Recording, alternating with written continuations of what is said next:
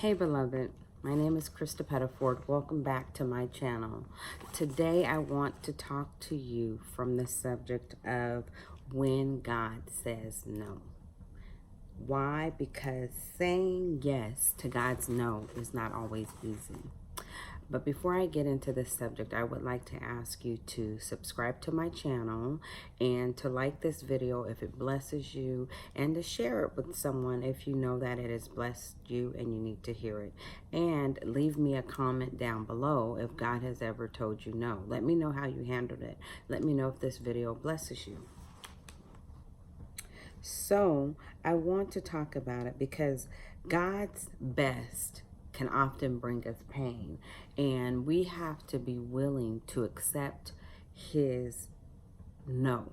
So God's best can bring us through a painful process. It's not always easy saying yes to God's best. It's not always easy saying yes to God's no. Jesus had to say, nevertheless, not my will, but thy will be done. So even Jesus said, if it be possible that this cup be passed from me, let it be so. But if not, let your will be done. So he was asking God for something, and God told him no. And he had to accept that. And he sweated. The Bible says drops of blood, because he had to accept the no. He had to say yes to God's no.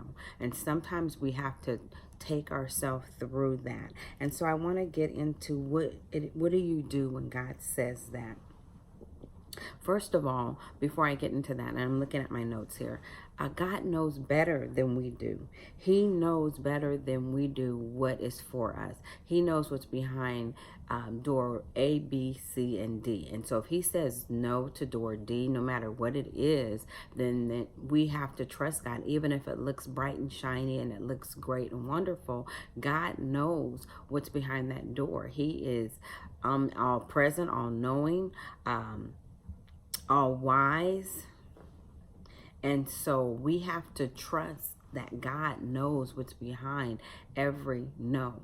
And we don't want to override that. And sometimes we can pray and we can get an answer that is no, because no is an answer too. God doesn't always say yes. It's not always silence or yes.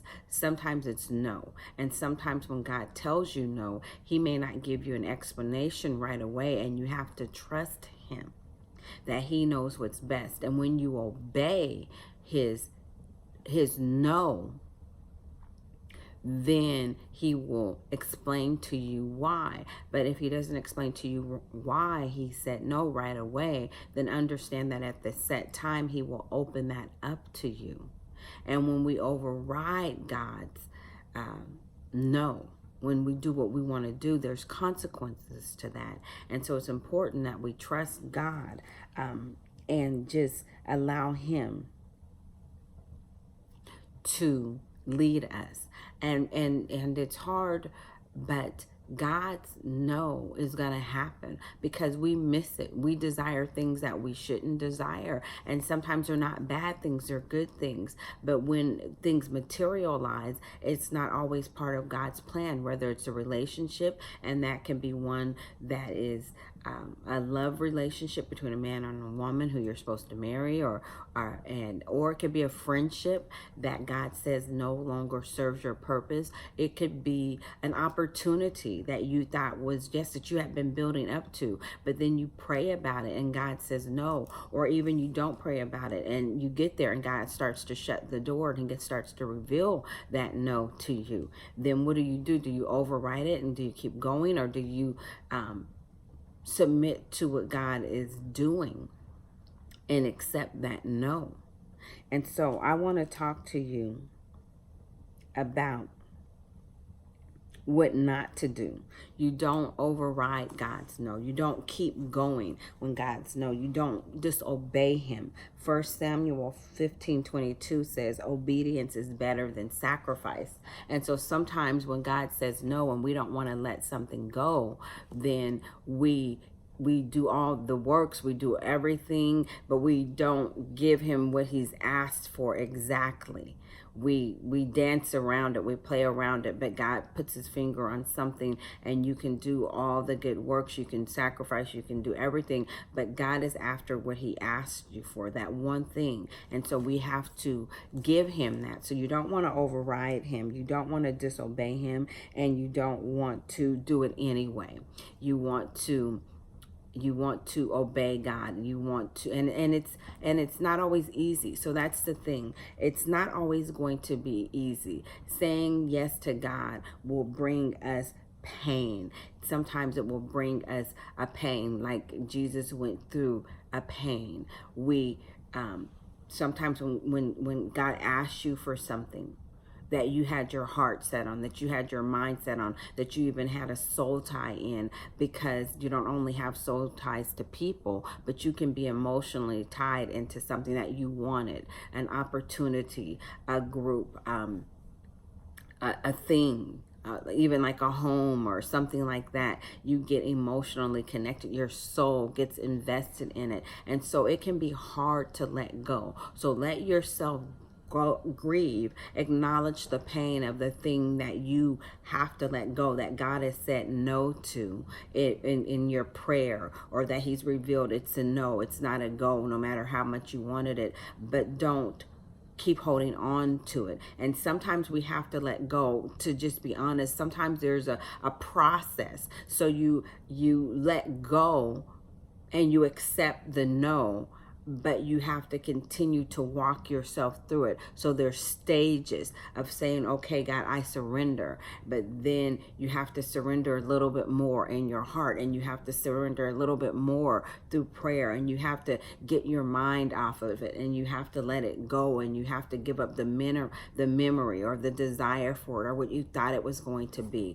And so don't beat yourself up, and acknowledge and allow yourself to grieve or to miss, but don't let it become an idol where you're holding on to it, like the children of Israel were longing for something, because the Bible says he gave them their request, but he sent leanness to their souls. And so and the other thing that you don't want to do is you don't want to get into a place where you are asking God for something that you know he said no to. So you don't want to contend with him in that way when he said no, because you don't want God to give you something that's gonna, or allow you to have something that's gonna send leanness to your soul. And you don't want to disobey him, because there's consequences to that. But what you do want to do is you want to say, not my will, but God, your will be done. You want to release it to him, even if it takes stages, even if you have to grieve it, even if you have to fight the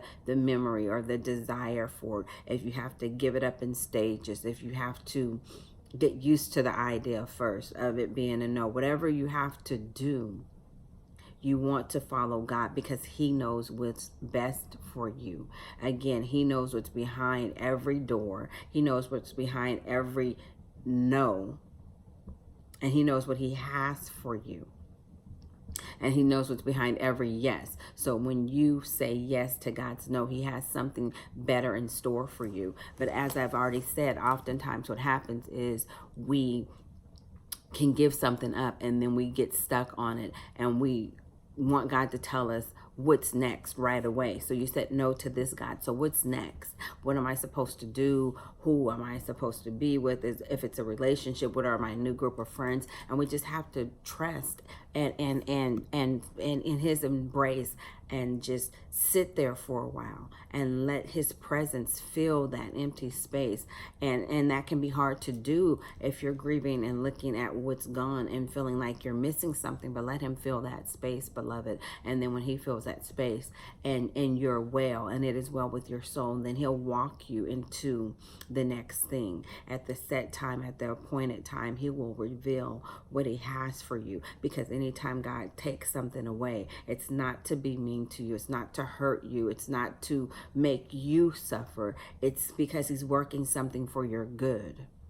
And with Jesus, he was the ultimate sacrifice. So he worked something for our good. Jesus gave his life for our good. So when we give up something, God is working something for our good. He's working something for somebody else's good. If it's, he knows what's best. He knows what's right. And we don't always know that. So we have to trust that God is looking at the big picture, and he sees what is behind that. He sees the reason. And he's a good father and a loving father, and he's not just telling you no. And sometimes things can look so right, and they can look so good, and it can look so perfect. But God knows that everything that glitters ain't gold. And so he's telling you no for a reason. And sometimes you can think that you're saying yes to something, and you override that. And then it's later on down the line where you see why God said that. So don't ignore the no. When you get that little thing in your spirit where you get a check, don't ignore the no. Don't ignore the caution. See what it's about. And when God says no, learn to say yes. And know that it's not always not going to be easy, but it's okay. It's doable. And that's the most important thing. If Jesus could go to the cross, despising the shame, and sometimes all we're despising is the pain, but yet for the joy that was set before him. And sometimes he knew what was to come. He knew that he was going to be resurrected. He knew. He said, if I go away, these are the things that are going to happen. And sometimes God doesn't show us, but he's a good father, and we just have to trust in his goodness and obey him. And then he will show us what is next. He will show us the reason why. He will show us why it was good for us, that we obeyed, that we said yes to his no. So I hope this blessed you. Again, if you were blessed by this, if you're going through something and God has said no to you, let me know in the comments, and let me know how you're handling it. What stage are you in? Because sometimes you can say no, you can accept that no right away, and then there's other things that you're more attached to that it's harder to let go of. And so let me know if you've ever gone through that and how you're handling it. Thank you, and I hope this blessed you. God bless. Until next time.